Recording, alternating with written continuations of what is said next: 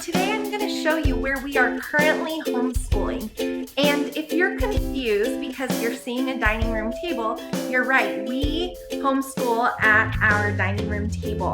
To make a long story short, when we first decided to homeschool, we initially did set up a entire room in our upstairs dedicated to school, and it was outfitted with all of the IKEA desks and chairs and organizers that everyone dreams of having, and it did not work for us. We did not work well being in a room upstairs, so we have been schooling at our dining room table, and it is going a lot better. One of the challenges though was to make the space still functional and looking like a dining room, but be able to easily access what we need to for school. So I'm going to walk you through and show you how I've done that. I think I've done a pretty decent job because it looks like a dining room, right? Not like a schoolroom.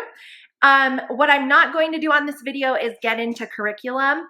I'm going to do that at another time. So when you come in to our schoolroom, you can see over here that I have this cute little hanging hook type thing. I got that from Pier 1, but I just like to display like the art that we've done on that. And so you can see what we have, some dinosaurs and leprechauns. And then when you come in the room, I have this buffet over here. And then up here, we still have like our dining room decor, so it hasn't been overhauled. When we do school, I just remove the centerpieces from the table. And then over here, we have our library book basket. That's where I have the kids keep all of the library books that we use. So if they need to read silently while I'm working with someone else quickly, but it also just gives a good central location so we don't lose any library books. And then over here, we have a globe for reference. It's not super huge, which I like. And I like the colors kind of match with my decor, but it's also good for referencing. And then we have our most used thing ever, the electronic pencil sharpener. If you're a homeschooler and you don't have an electronic pencil sharpener, you should immediately order one on Amazon. And then I have this cool little drawer thing that I got from Hobby Lobby. It's kind of distressed black. I'm not sure how you can see how it looks on video, but each of the drawers do open. And so you can see I have like pencils and chalk in this one, and then in this one, whoops, I have some folders that we're not using yet. We're going to use those next year. And I just have storage in those. And then up here we have our big chalkboard, which I do write the date on each day for them to copy down, and then like anything else that we need to be learning all together. So over here is really the key element though. So this is on the other side of my entryway. Our dining room is just kind of open as you enter in our house. And so up top, I have this really awesome family sign, which I think is very fitting for a homeschool. And then over here, I have this really cute little chalkboard that I love that I change the verse on, you know, every few weeks or so. This basket right here has some miscellaneous stuff in it that we've been collecting for our Nature Pal exchange. So there's just some stuff that we're going to be sending to our Nature Pal. And then over here, I have the book that we read every morning or night if we don't get to it, but we usually do it the first thing with school. This book, Leading Little Ones to God. It's short teachings and very applicable and easily understood. And so we usually start with that. And I have this little stand here just to set them on. And then my kindergartner is reading a Bob book every day. So I usually take that out because he enjoys those. So going through the Cubbies, we just have like all of our pencils and our markers here.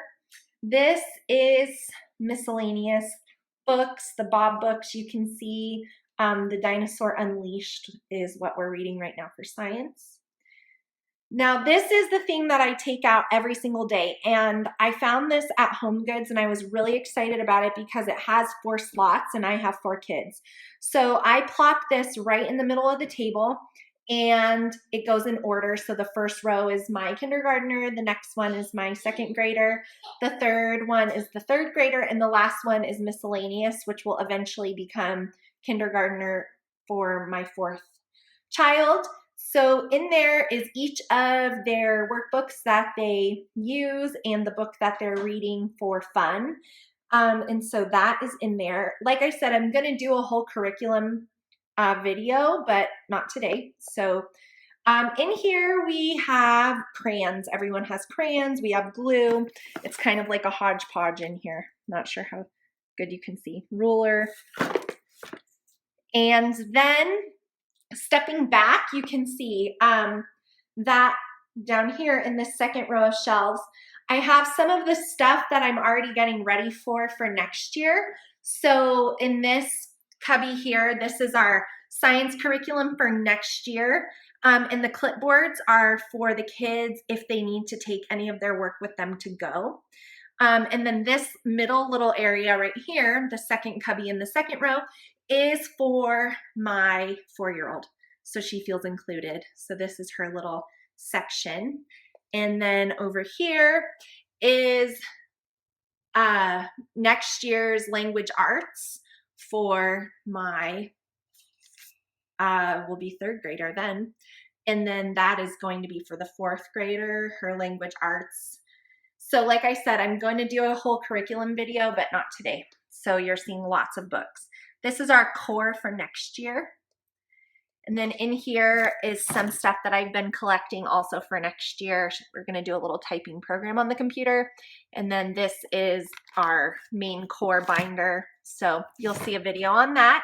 And then over here is their math for next year. And then these like educational puzzles that I ordered, which are really awesome. And then some math manipulatives for counting. So that's all right there.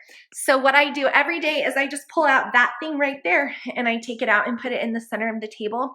And we work straight from there on our dining room table. So if you feel at all discouraged by your lack of space for homeschooling, I want to encourage you to keep it simple. You do not need an elaborate, colorful, ridiculous circus room to have a successful homeschool. Some people enjoy that, and I love to decorate and I love a project, so I can totally relate. But don't be discouraged or feel like you can't school in a more simple setting. So we just have the one bookcase right here, and we have the table, and that's where it all happens. So thanks so much for watching this video. I hope it encourages you if you've at all struggled with some of the amazing schoolrooms you see on homeschool room tours. This is what's working for us right now. I'm not sure that it'll never change. It might. We might move back upstairs if we decide, but right now it's just working well to be on the main floor of our home. And so if you have any questions about how I'm doing this or where I got anything, go ahead and post them in the comments below. And if you have a homeschool room video, tag me on it because I'd love to see it, especially if you're kind of the more simpler mindset too. I would love to see where you're schooling your kids. And if you have any questions, go ahead and leave them in the comments below. If you liked this video and you want to see more, go ahead and subscribe to the channel, and I will talk to you guys soon.